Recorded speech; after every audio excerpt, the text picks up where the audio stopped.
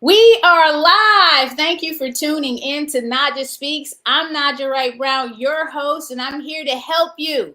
Let me help you find your vegan soul through food, people, events, and culture. So, what does soap have to do with it? Today's guest is about to speak on it. So, please ask questions, like, share, and comment during this live discussion. Please welcome Lisa Bronner, the granddaughter of Emanuel Bronner. Ah, we know who that is, right? The founder of Dr. Bronner's, the family owned maker of the top selling natural brand of soaps and body care products in North America. They now sell chocolates too. Please, peace and blessings, Lisa. How are you? Thank you so much, Naijha. It's so great to be here. I'm doing well. I'm doing well. How are you this morning? Oh, I was been excited for weeks. I've been reading the book, and you kind of scared me a little bit in the beginning of the book about your son moving out. But at 15, I have an 11-year-old. So hey, everyone, you need to pre-order this book. Why is now a good time for your first book? This is your first book, and why Soap and Soul? Well, it took me a while to get the idea into a book form in my head, which was the first place that it had to exist. I've been writing a blog for uh, 13 years now called Going Green with Lisa Bronner. That's just tips and recipes and advice and ways to simplify your life, simplify the chemical inputs in your life, make things a little easier, a little safer. And so I've been doing this, month by month through the years. And, eventually I was like, wow, it'd be really nice if this was all in one spot. And I did hear that from some readers because I wanted people to see that this is all part of a big picture. It's not just how to make a soap spray or, how to go organic on a budget. That's part of a whole life. And so I wanted to write a book compiling all that information, but really showing how it's holistic, how it's all related. But even more so, I wanted to show how there's an intangible component to how we care for our physical spaces. So we care for our bodies, we care for our houses, but all of that is tied to how we care for our inner selves and our inner well-being. And that's where the soul comes in. And so once again, I wanted to talk about how this is all related, that as we care for our spaces around us, we're really caring for our inner well-being as well. And sometimes as we tend to our inner well-being, you can see evidence of that in the physical spaces and our external bodies as well.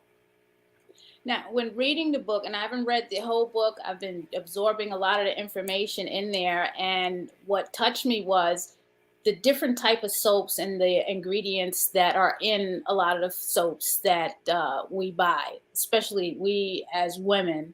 I'm very particular about the type of soap that I put in on my face. I don't want a bunch of soaps that have a lot of different ingredients and different. As a matter of fact, I'm a shea butter baby. Excellent. That's So good. people know what I'm like. Raw shea butter and probably some Yeah. lavender oil in it, on my face, whether it's a soap or whether it's cream, and then on the body. I don't like to feel too much oil in the soap, like unnatural or heavy oils. I like Dr. Bronner's peppermint oil, and then you had an almond oil at one time, the N Factory farming oil that, man, beautiful. And then my favorite is this lavender 4-in-1 soap. That hands down is my favorite. So very important, all the different chemicals that are in some of these body products. Can you speak about that? Yes, this was one of the things that really got me into my own personal journey when it came to my body care products. You'd think that maybe being a Bronner, I grew up with this just inherent in my psyche and in my awareness. But no, I had to walk my own road and wander around for a bit before I realized that what my family had been doing all along was actually the right path. The issue is that there are a lot of different ingredients in our body care products and in our conventional body care products. The research shows that we as women, we apply at least 13 different products to our bodies on average on a daily basis. That's 13 products, but each of those products have a plethora of ingredients. And so it gets up into the hundreds of different individual ingredients that we're putting on our bodies. And compounding that large number is when I realized there was actually no oversight of these ingredients. We assume as consumers that there's somebody managing this list of ingredients, that there's some guidelines over what ingredients are good for our bodies and what are not, that there's some safety testing of ingredients. And in fact, there's none. Up until this past year, the whole cosmetics and personal care industry was governed by a regulation from 1938 that actually covered food, drugs, and cosmetics, which is massive, massive field. And the part on cosmetics was tiny. It's like, about 10 sentences that's trying to govern all cosmetics, what's good, what's not. And so it was a free for all. And so when I realized that there was this basically unregulated situation going into body care, I knew that it was on me to look at the ingredients. And I did exactly what you did. I dialed it back. I got simple. I started looking at single ingredient products, like you said, with the shea butter. I use coconut oil, realizing that a lot of the things that can go on my body are the things that go in my body. And so, I use things like sugar. You mentioned our 4-in-1 soap. That's our sugar soap, because sugar is actually a great ingredient to draw moisture into our skin. And so dialing it back and simplifying products, simplifying the number of products, simplifying the number of ingredients in the products, and making sure that what we put on our bodies on a regular basis is what's best for our bodies. Because if it's not good, we're getting a lot of exposure if these are products we're putting on every day. And it really does add up.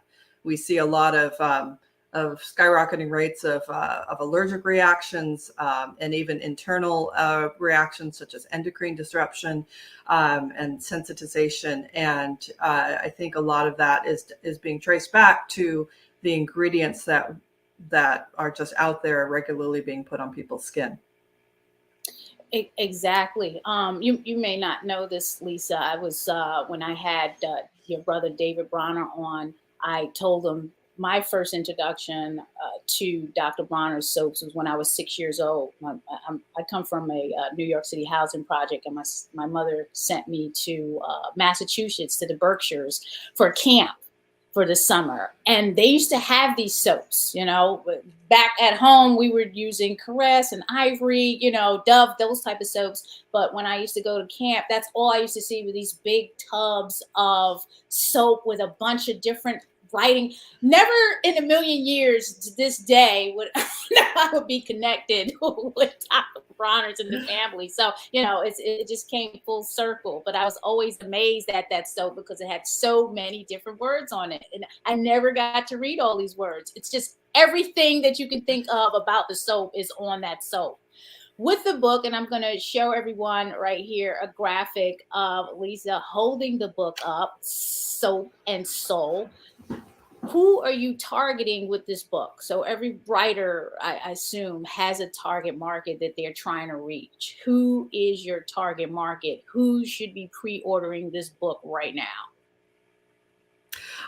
When I was writing, I actually I created specific audience members I was speaking to. I gave them names. I thought about the people in my life and in my circle that I wanted to talk to.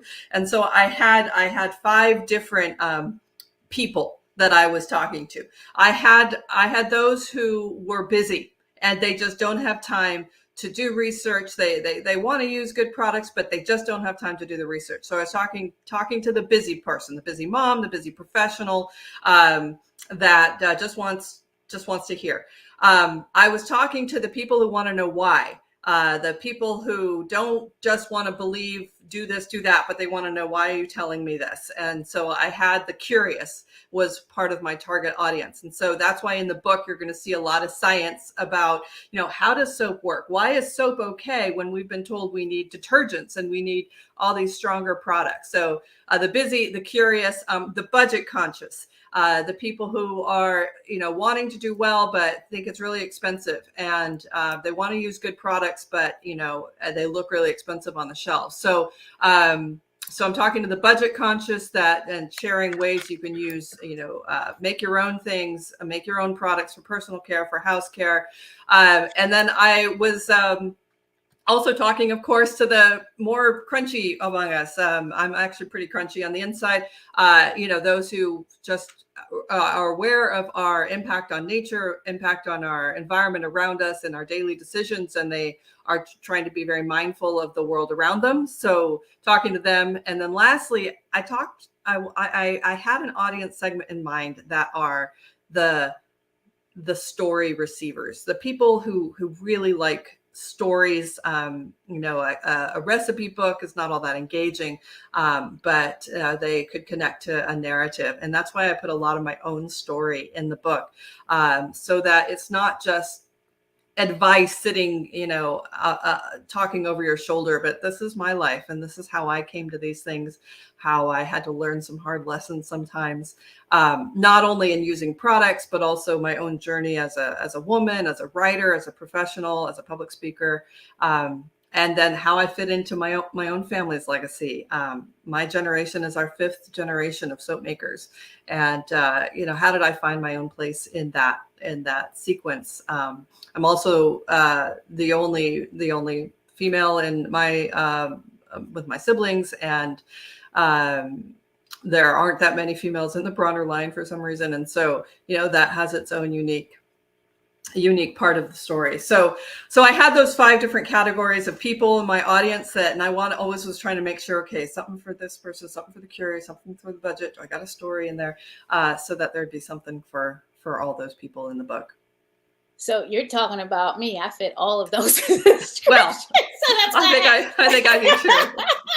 And I started with Good. introduction, and I learned something about your ta-da list. Like, I'm like, wow, now I feel so bad. Like, that whole piece right there was a learning experience for me. The ta-da, and folks, I'm not going to get into all of that because that's why you got to get the book. But I learned something about that. I'm like, wow, I feel good knowing this now, this ta-da list. We have someone. Hey, Tom, thank you for tuning in. I see you there. I'm happy to know. I'm sure Lisa's happy to know you use Dr. Bronner's and you like eucalyptus and the tea tree. Yes, definitely. With that, if you're having a cold and a nice bath, you can, smell that in and clear up those nostrils. I also learned the peppermint oil that you can use for what is it? Breathalyzer. Your brother was telling me that, like, you can spray it in your mouth. So I'm like, that was new for me, right, too. I would do that with a peppermint hand sanitizer instead of the peppermint soap. But yes, that's a kind of an off-label use of the peppermint hand sanitizer as a quick little breath refresh.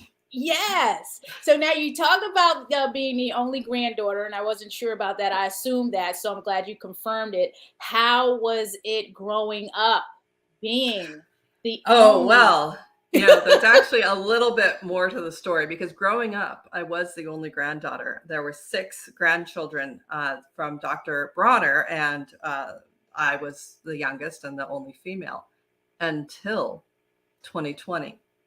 And we had a family mystery clear up, and it's been beautiful and wonderful.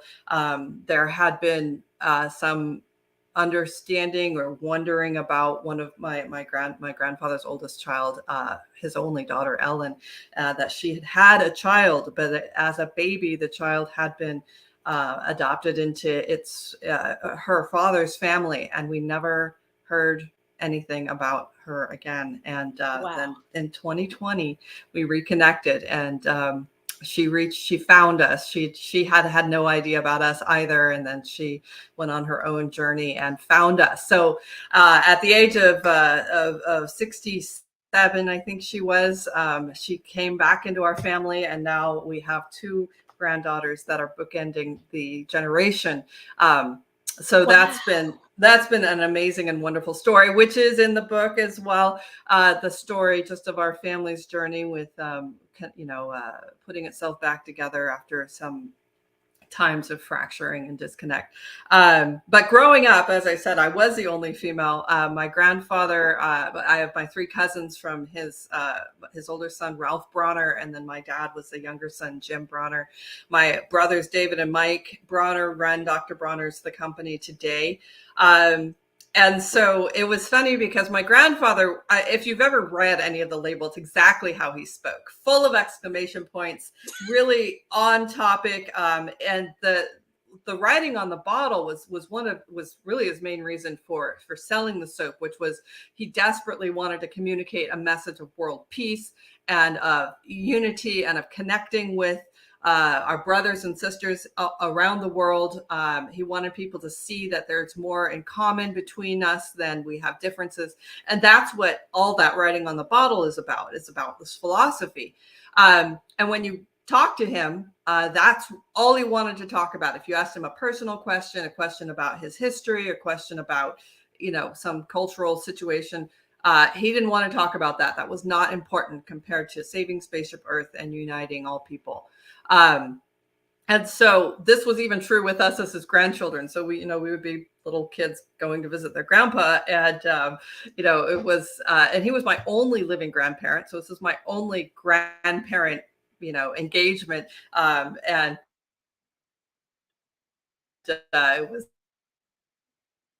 it was sitting and listening to granddaughter. I think he asked my brothers harder questions and were a little more hard hitting with me.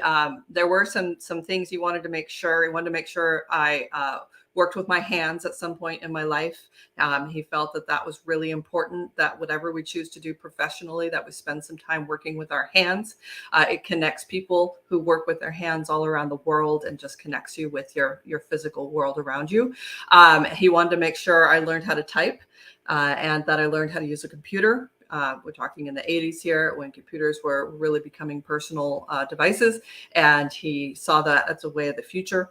And so I think he had a more of a soft spot for me than, and for my brothers, and my cousins. I think he maybe asked them the harder questions, but I appreciated that. That was great advice. Definitely the personal computer in the 80s. I remember that, again, coming from the housing, a city projects, owning a personal computer was unheard of. But Right. that magazine Daymark allowed me to make 4 payments. And I was working at the time, and I owned a computer. And that was during That's the time awesome. of AOL. So I was able Wow. to, Yeah. yeah, remember AOL? I do. I do. And That then I knew how to sound. type. So Yeah. Yeah. very important skills that he taught you. And that whole the all one slogan, very important. One race, the human race. And if people were to try love and exemplify love, demonstrate love, we probably wouldn't have this situation of racism and all these isms that are out there. So definitely before your grandfather's time, he was on it. So yes, try Yeah. love. Talking about the writing the book journey, I want to write a book. I've been wanting to write a book for decades, but haven't started. Can you talk us through that journey? We know you had the Going Green with Lisa. Um, what should I be doing? I have a story to tell. And I want to I tell a story as I see your book. I'm like, wow, this is a woman after my own heart. I want to tell this story this way. And maybe it's not about soap. Maybe it's about, growing up, in poverty and coming out. Like whatever that story is, where do I start? Right. You have to start before you're ready. You will never be ready to write it. You will never have all your ducks in a row and have this like space clear in your life and say, now I can write a book. It's not going to happen. And so that was one piece of advice I received early on from a podcast, was just jump in, start before you're ready, and start wherever it appeals to you. You don't have to start your story in the beginning. I am a very disorganized writer. I have always been disorganized. I just have to write what's on my mind. And literally, I will print out my writing. I will take scissors and cut it up, and I will rearrange it and tape it together. And then I go back into my computer and put it together. This is just how I write. And Sounds so, like me. yeah, all this fancy cut and paste. I mean, yeah, I know how to do all of that, but sometimes I just have to. I have to feel it. I have to cut it, and I have to tape it. Yeah. So jumping in before you're ready, I knew when I was going to start this journey that I didn't have time to write a book. and that I had no idea how I was going to fit this in. And again, there wasn't like there was this magically cleared space in my life. The image I have of, sitting down in a pretty desk with your cup of tea and your quiet. Yeah, that was not my experience. I had to just write wherever I was, sitting outside my son's trombone lesson, watching a tennis match for my son, on an airplane, visiting my other son at college. Like, I just had to write wherever I was because it wasn't like life was going to stop. My husband would hear me complain, like, can't everything just stop so I can write? And he would very wisely point out, if everything stopped so that you could write, you wouldn't have anything to write about. Wow. Wow. That right there, what you just said, is intense, because I know people that they tell me sometimes, okay, they have an issue with writing, or they can't write unless they're, let's say, at a conference, and then they can, get their mind together. I'm like, literally at a conference, and you're listening to a panel discussion, and then you're able to write some pages for your book. So that's really, really interesting you say that, because that's how I see myself. It's like, okay, when am I going to have it? Because there's always something going on. And like, how do I ground myself and start just focusing on writing? So I'm happy that you shared that with me. You just got to start the writing. Yeah. Yeah. You just have to jump in. I did listen to or read a lot of books about writing. It helped me a lot. Stephen King has a fantastic book called On Writing. I'm not much of a horror reader, so I haven't read any of his other books, but his book on writing is fantastic.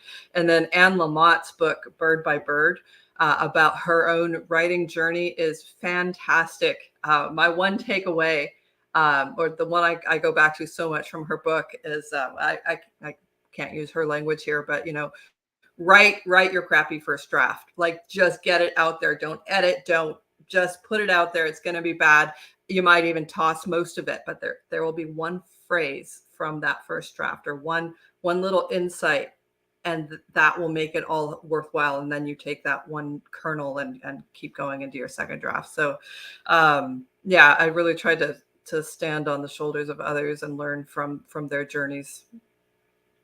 You're tuning in to Naijha Speaks. Welcome, Lisa Bronner. Please pre-order the Soap and Soul book.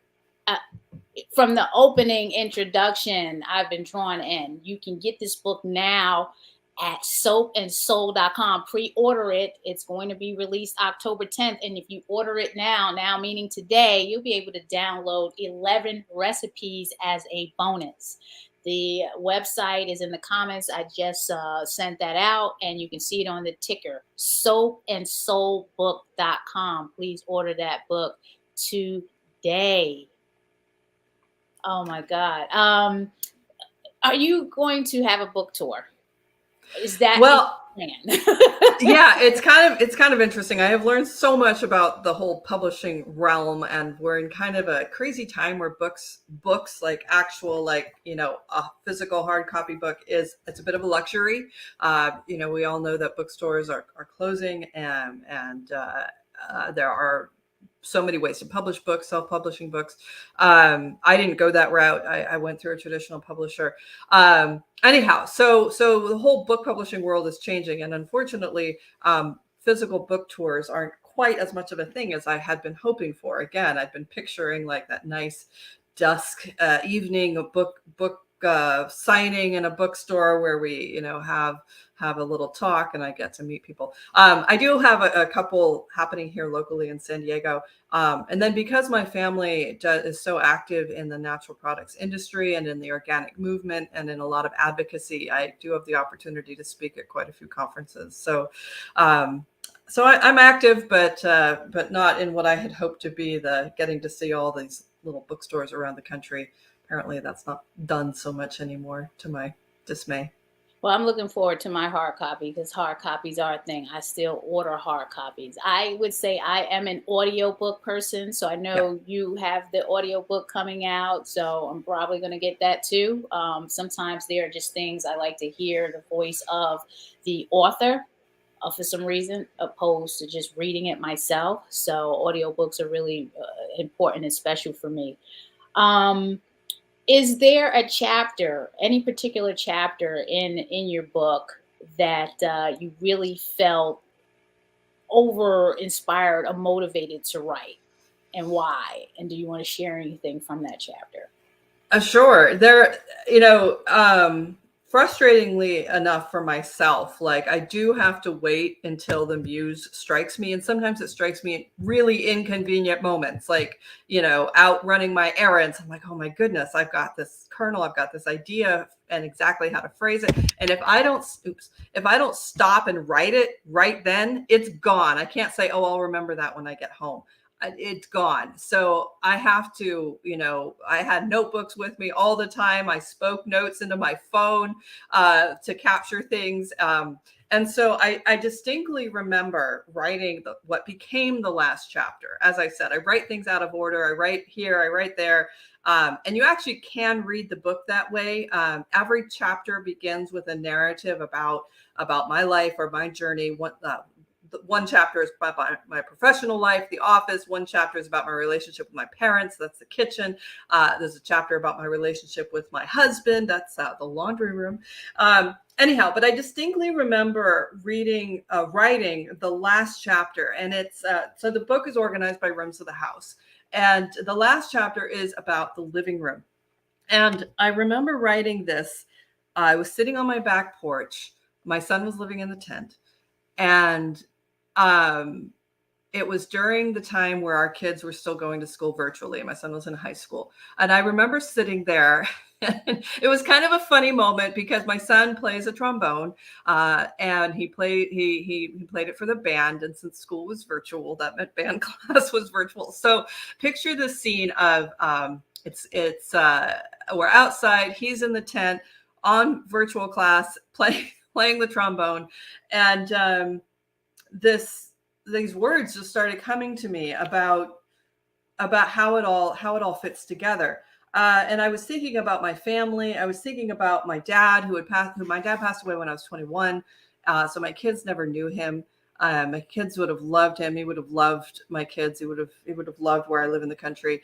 And so I was just thinking sort of this moment of the generations sort of swirling around and wishing that they were more connected.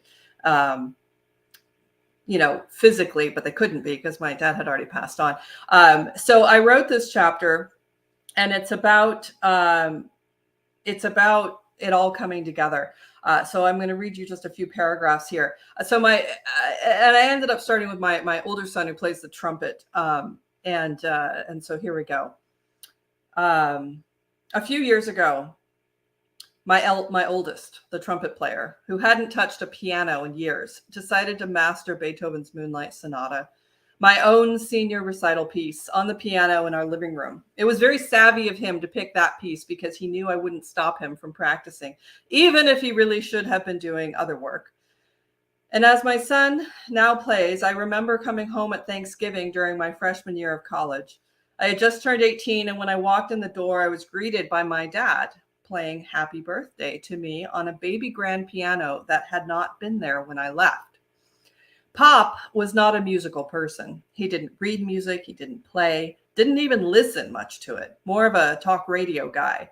But he had learned at the age of 56 to play Happy Birthday just for me.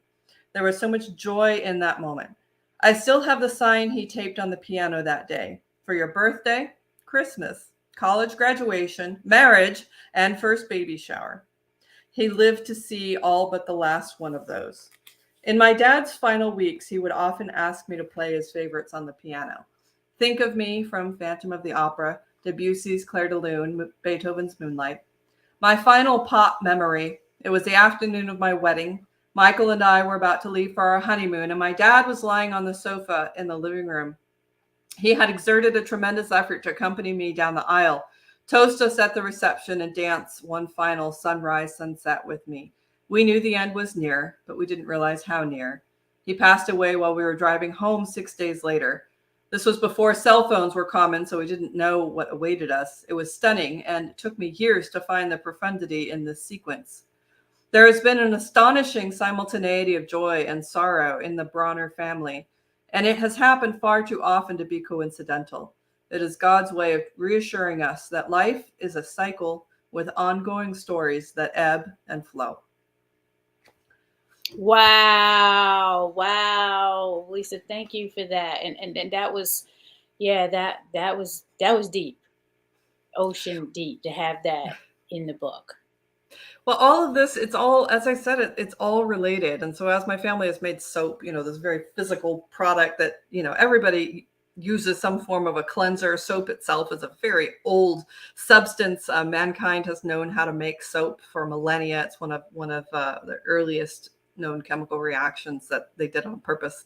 And yet, and so even this very physical soap, it just kind of connects at a very fundamental human level of, it, it frequently is a bit of a muse that takes me into a bigger story of the years and of where I've come from and where we're going. What are your favorite soaps? I don't think we talked about that. Well, you mentioned one early, which is the almond Castile. So we have the two main soaps, which is the Castile and the sugar soaps. And the Castile is the original. It's the most simple, basic soap, made with a blend of vegetable oils and then with essential oils for the scent. The sugar soaps are the Castile base, but then with the addition of sugar, white grape juice, and shikakai powder, which is a natural saponin. That's a skin softening ingredient, comes from a tree. Anyhow, so yeah, the almond is my all-time favorite. It's very cozy and it's comforting to me. The citrus is when I want a little bit of brightness. I use that, especially my house cleaning. I use a lot of citrus. So those are my two favorite. You see those colors reflected in the cover, because Yes. the citrus is like the tangerine color, and then the Yes. almond is actually green. So they Yes. work that in kind of subtly to the book cover. Awesome, awesome. We have a couple of comments. Let me just get in here. I know there's some, the sugar soap, Tom, is good for washing your hands. Yeah, I love it, especially the lavender scent. I like it for my face, especially when I have my anxiety. It calms me Yeah. down. Send Lisa to the bookseller in Chicago. It's female owned, and I'm certain people there use her products. Okay, the bookseller. Thank you for that, Tom. Tom is in Chicago. Definitely has a lot of questions. He wants to open a factory in Chicago. Could they please open a factory in Chicago? I'm not sure if you can answer that or not. Dr. Bronner looks like a good company to work for. I'm sure it is. I think it was on the list of some one of the best companies to work for. I thought I saw it somewhere. Yeah, well, for the San Diego Union Tribune had a poll or survey, and yes, we did come up. We're a mid-sized company, and so part of my grandfather's philosophy that, as I said, he put on the bottle, but he does talk actually about business, and he had a phrase that he didn't come up with. I think we've determined that Buckminster Fuller came up with it, but it was called constructive capitalism, and the premise is that you share the profits of a product with the workers who created it, because you would never have the product if you didn't have your workers. And so that has driven a lot of our business decisions, from how we supply our ingredients at the farm level around the world, and how we take care of the employees that work for us today. And we're up over 300 now, and we have far higher than standard pay. We have bonuses and profit sharing and no deductible healthcare and vision and dental and childcare assistance and tuition assistance and lunch. So wow. Yeah, I'm gonna fly. I'm gonna fly today. definitely. Go look at the career page, and some of the positions are remote, or we need field reps out there. So I don't know what we have open right now, so I hope I'm not speaking out of turn. But I know we have several positions open, so definitely go take a look. And as far as Chicago goes, it was interesting. I went to Chicago for the first time 3 weeks ago for a conference, and I loved Chicago.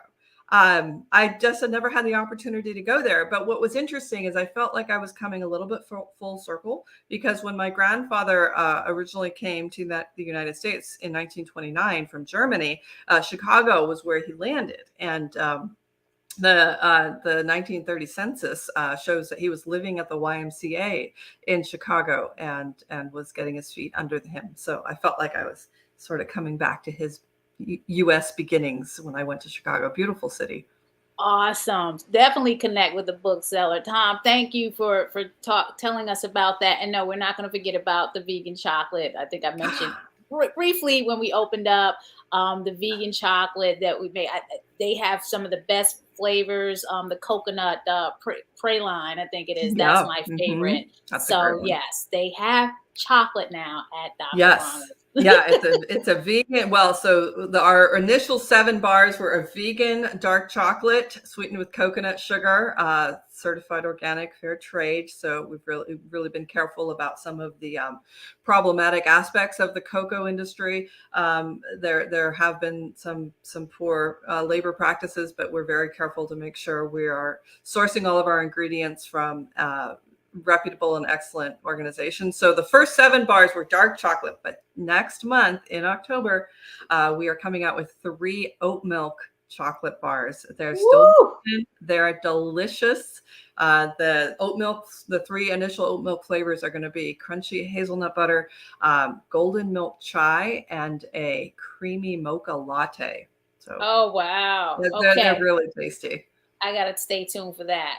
Yeah. That chai one sounds like a winner. Okay, It's they all amazing. sound, but this sounds I like that's a winner. actually, yeah, I actually have it right here. So it's really pretty. Let me blow you up. Yeah, Oh okay. So this is the wow. golden milk chai. Honestly, I had no idea what this one was going to be because like chai and chocolate, it kind of sounded a little odd to me, but it is wonderful. It's got kind of a, well, the cinnamon and turmeric and cardamom. It's got this real warm autumn coziness to it. And then this one is just a runaway favorite. In fact, it took me a long time to get to try this one because every time it was around for samples, it was gone before I got to it, which is the creamy mocha latte. And I don't know if you can see, there's like a nice You're in the big iridescence screen now. on it. I see it all. And then here, this is our other new one, which is the crunchy hazelnut butter. So these launch, giving you kind of a sneak peek because they launch on October 24th. But these are coming out to natural grocers near you. Natural grocers will tend to carry the fair trade and organic chocolate. Tom, you're saying send me a box of those. I'm about to ask a box of those. oh my goodness. Just today, right now, we're having a flash sale. I just remembered on the dark chocolate only, on the dark, the pure, the salted dark, which is you can get 2 bundles on promo over at the drbronner.com website. Just today, they're doing a flash sale. So if pure dark chocolate, you want to check that out. There you go, Tommy was asking for the sale. Go to drbronner.com. There is a sale going on today. Thank you. But also, folks who are tuning in, you have to pre-order the book Soap and Soul today at soapandsoulbook.com. Get those 11 recipes to download. The book is released October 10th. Please pre-order this book. Trust me, I'm reading a bunch of books at the same time. This one is a winner. And it's like, Lisa, while I'm reading the book, it's like I'm reading about myself, like in a whole nother life. And I'm like, wow, I can relate to all of this. So my women friends, you're not going to be disappointed. Pre-order this book. Okay, you just got to do it. When I saw Soap and Soul as the title, I'm like, well, what does this have to do? We're talking about vegan soap, like soap on your body, absorption. Yes, it's just like that garbage in, garbage out. It's the same thing. You want to put the best products on your body, and you don't have to pay an arm and a leg for it either. And it doesn't have to be compiled with all of these different ingredients. And Lisa talks about all of that in her book. And I like how you break down the certifications as well, what all of that stuff means. So definitely you will educate yourself. For those of us that want all the research in one area, this is a great book for that. Now I got to do some shameless promotion. You're tuning in to NaijhaSpeaks.com. Please subscribe to the channel, like, share, and comment. We get supported by Dr. Bronner's at Black Fist Society. So please, you're supporting us while you're watching, while you're donating. We are meeting people where they are on their holistic health, vegan and plant-based journey. This is all holistic. So this is what this is about. So I appreciate you taking the time out to come on and speak to us about the book, Lisa. We know you're really busy. Oh, no, this is a fun part. Like, I could fill my days with just talking to people. I'm a teacher by training. I started as a high school English teacher, and so I still feel that I'm an educator, even though my classroom is a little bit different. I now, write the blog and a Facebook page, and I love getting to talk to people. So, I've talked about the stories in the book, but the book is packed with recipes. It's recipes for home care and body care. So making up your own sprays and cleaners for your house, and making up body scrubs and hair masks, and all sorts of ways to care for the body. Those are a little harder to read out loud because they're recipes.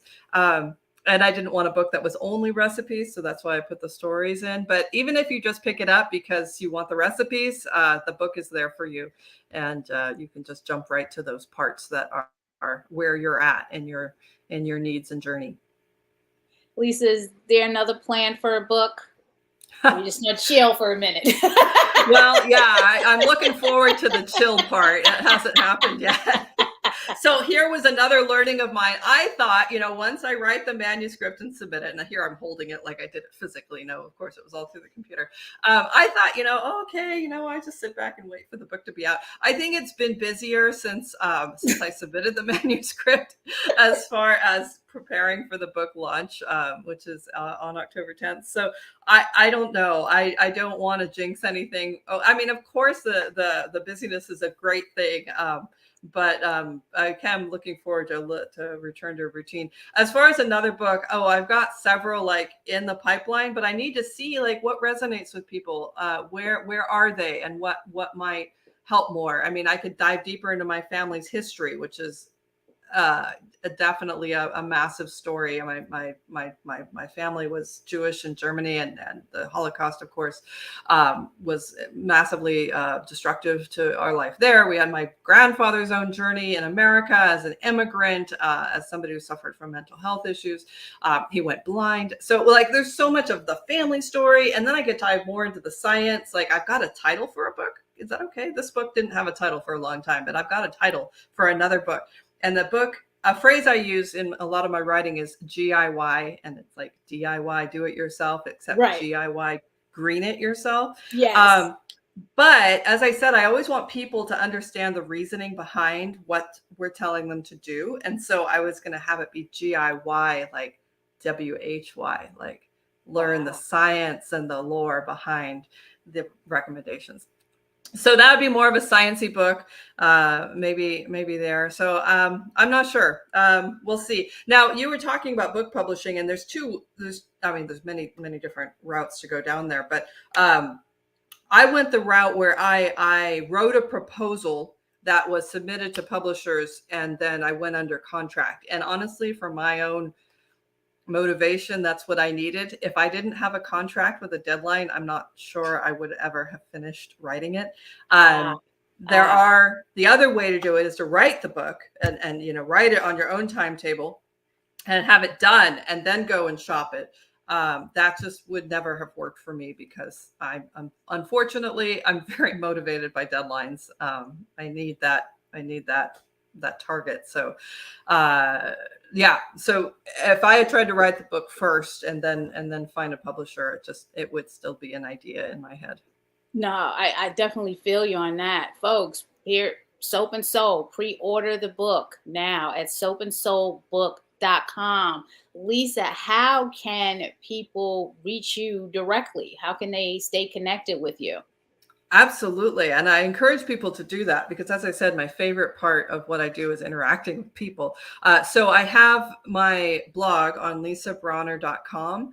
And if you'll look at any article I've written, you'll see that the volume in the comments is much greater than the articles themselves, because there's just so much conversation and engagement and people looking for real information, which I very much appreciate. People asking me questions about their lives, which I just feel very honored that they would trust me with their questions. So that's lisabronner.com. I have another community that's very active over on Facebook, on Going Green with Lisa Bronner on Facebook. And that's where I'll put lots of tips and little snippets and parts from my life, and healthy living hacks and such. And then again, the conversations there, I feel like I've gotten to know people that I've never met, but I would recognize their name and know some things about their lives because of how active they are in commenting. And then I also have a YouTube channel where I put my videos. You can see my video about toilet cleaning, and one of my most popular, actually, right up there with laundry. Anyhow, so if visual is your way of taking in information, you might appreciate the YouTube channel. And again, got some. My favorite part is the comments. I love the community. I love the engagement that I get to have with people I may never see in person, but they're living their lives and trying to do the best that they can. And I'm glad that I can help.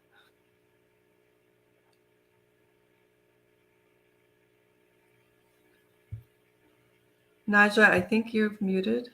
Oh, yes, I am. I'm sorry. Okay, but I didn't want any noise from the background. That's one thing that came out of the pandemic, that global connection and that virtual and being able to reach different people. And this is actually how Naijha Speaks started. And that's how I met so many fantabulous people through this connection and interviewing. So you're right, all of that engagement. Again, Lisa, I appreciate you coming on. Is there anything else you want to say before we take off? I'm going to say pre-order the book again. Pre-order at soapandsoulbook.com. Download those 11 recipes. Pre-order today. That is fantastic. I'm so glad to get the book out there and to see what the next round of community engagement is. One thing that I love learning about people is that although you hear about nastiness online and people being not their normal selves when they engage online, I have not found that to be the case. Where people that are just trying to make the best decisions for themselves and their families, and they're wanting to connect with other people, and that's a beautiful thing about the online communities that I found. So you just got my mind going towards that when you were talking about how the pandemic actually did connect us more virtually, and that's been wonderful. So thank you, Naijha, for letting me come on and talk about my book so much, and for your enthusiasm about it. It's just sometimes I get a little too much in my own head. I'm like, is it all me? So I do feel like I'm letting my baby go out there into the world, and it's going to have to stand on its own. And so I'm curious and maybe a little bit trepidatious to see how that all turns out. So thank you again for having me and for letting me share so much about the book and the process of writing it. It was my pleasure, everyone. Again, Lisa Bronner, Soap and Soul. Pre-order the book. It's released October 10th, but pre-order today so you can download the 11 recipes for free. Thanks again for tuning in. Whatever you do, please be well, be safe, and hey, go green with Lisa. Have a good one.